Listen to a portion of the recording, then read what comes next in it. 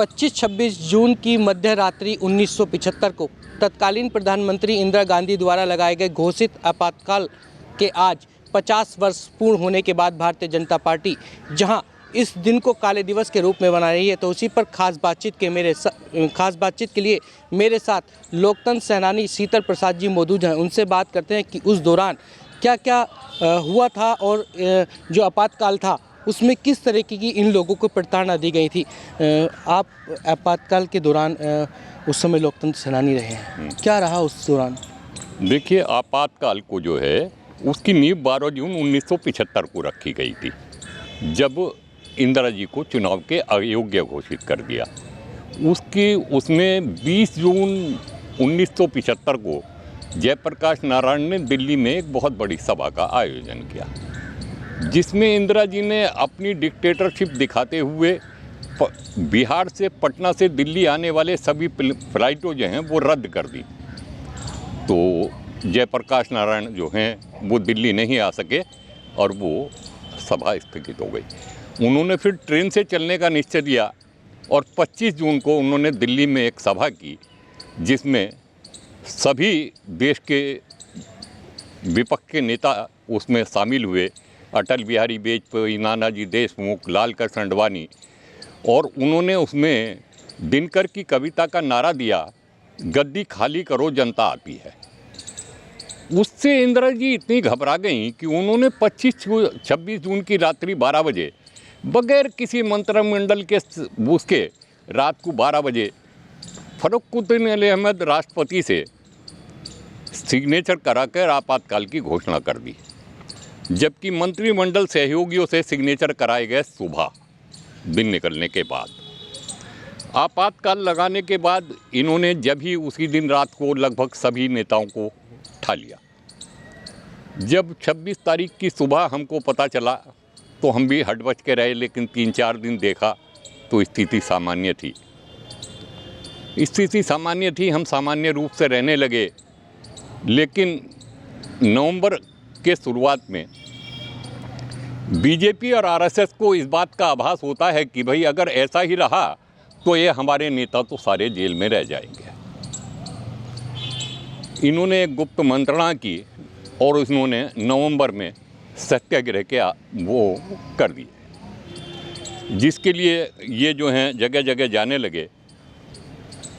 जैसे कि मेरे पास माननीय एमएलसी जयपाल सिंह व्यस्त, जो इस टाइम एमएलसी हैं, उन्होंने कहा कि माँ भारती बलिदान मांगती है।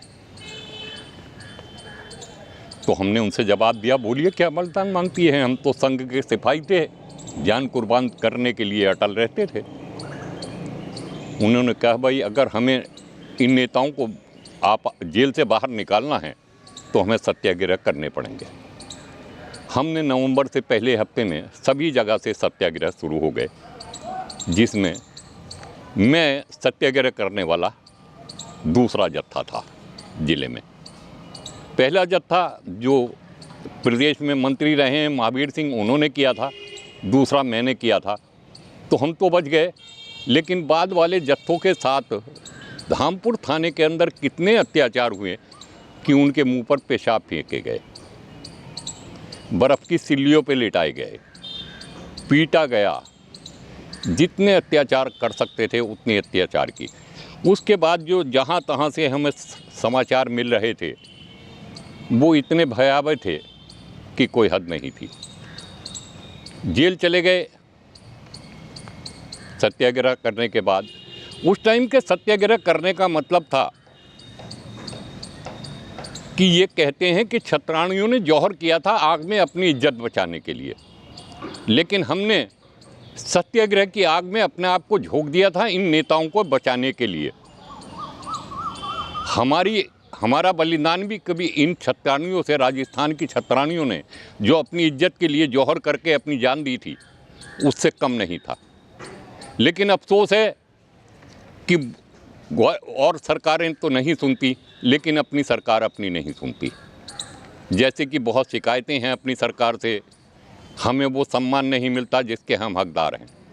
जबकि आज के टाइम में अगर सही देखा जाए तो जो भी कांग्रेस के अलावा सरकार बनती है उसका अगर कालीन उठाओगे तो उसके नीचे हमारे लहू मिलेगा। क्यों? आज सब नेता कहते हैं कांग्रेस मुक्त भारत। अरे कांग्रेस मुक्त भारत तो हमने 75-77 में जब जेल से बाहर आए तक कर दिया था। आपसे नहीं संभाला गया तो हम क्या करें? हमने तो अपनी जान लगा के करते हैं, लेकिन हम संग से बंधे हुए हैं, इसलिए छोड़ तो नहीं सकते, ये मजबूरी है।